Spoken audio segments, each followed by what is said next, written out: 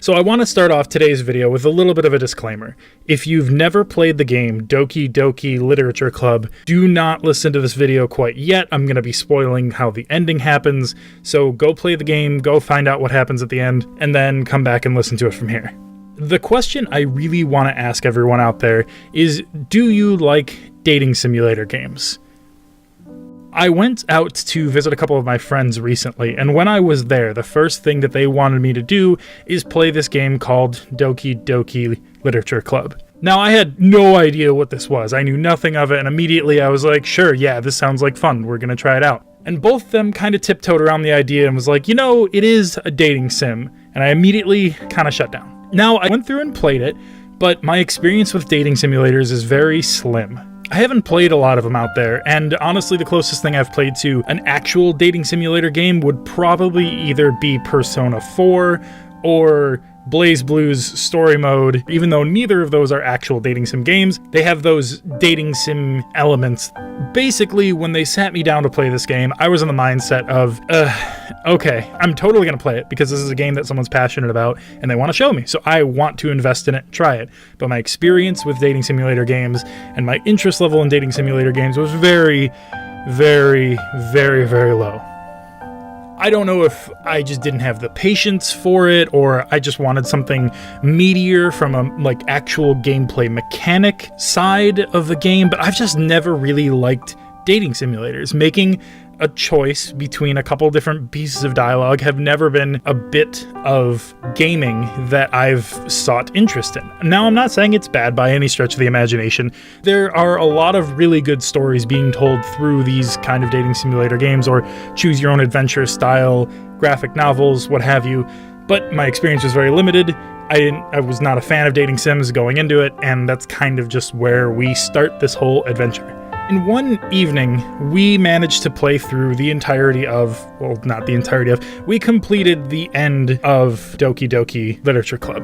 Basics of the game go as follows. You are a kid in a Japanese school. You have a best friend since you were kids. You go into the school together. She drags you to join the literature club. You meet three weird individuals that each have a little niche to them, a trope to the character.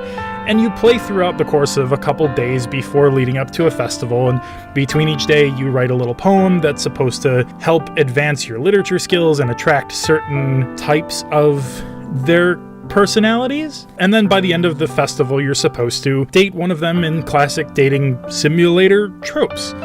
So that's kind of the basic idea of the game, but there's a huge twist. By the time you get to the festival, your best friend, at least in the way that I chose, ends up killing herself, and one of the characters comes in and is like, no, that's all wrong, and basically reprograms the game as you play it.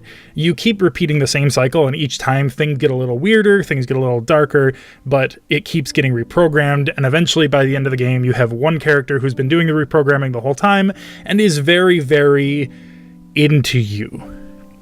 I mean, it's a dating simulator, so they're all into you. That's Doki Doki Literature Club in a nutshell. Now, as I was playing through this game, I was told by my friends that there was some kind of a twist, something that was going to happen, which, of course, was the suicide leading to reprogramming of the game, leading to weirdness in the game, and I like weird stuff in games, so I was looking forward to it. And in that interim, we had to sit through a lot of dialogue. And even though we were hitting the spacebar really quickly to kind of read through it, I was reading through a lot of the dialogue. And having these characters talk to me and interact with me as Nate, not as whatever I typed in, which I think was penis. Yeah, that was it. With all of these characters interacting with me and having little conversations with a lot of dialogue, something really unexpected started to happen. I started to feel something for each one of these characters. I actually cared what they were like, who they were, what they were doing, and there was no gameplay mechanic telling me to do this. There was no design element that forced me down one path. It was very, you don't have to feel something, but if you do, that's great. That's kind of the design tone that I felt from it. It was strange to me because I've always passed off these graphic novels as, okay, this is cute, I don't care, but I suddenly started to feel something for these characters and listen to the dialogue and care about the next thing that Monica had to say to me, and I actually cared when one of the characters baked these little cupcakes and everyone was like, oh my god, I want the cupcakes, and she's like, no, they're my cupcakes, you can't share them. I actually cared. And that's something that, to me, usually takes a lot to do. There's got to be some kind of really subtle trope in the character's behavior or a facial expression that's shown just barely that undercuts their dialogue. Something clever like that always gets me to feel for characters or things or events or whatever. Whereas this was just dialogue. And it was amazing to me because it was the first time I've actually played through any dating simulator game, and it was the first time I actually felt something. And it suddenly clicked in my head, and I understood why people like dating sim games.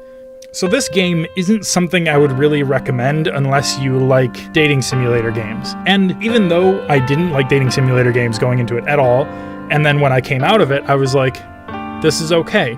And I also understand that this is not an exceptionally good dating simulator when it comes to the feels and actually getting the fulfillment of finding your dream girl or guy and dating them and everything that comes with the dating simulator trope. This wasn't an exceptionally good one, but I still felt something and I understood why people play these games.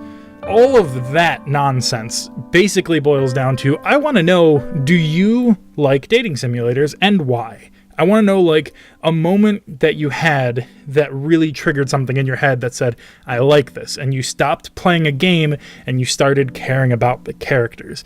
I am very interested to hear what you have to say, because I know there's a lot of dating simulators out there, and I'm interested in seeing more of them.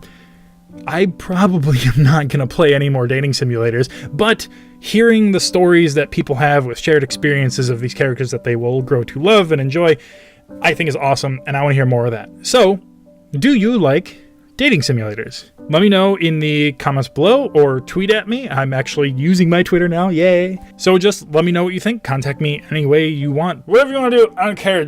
I want to hear from you. Tell me things. Say me your words. Say me your words so good.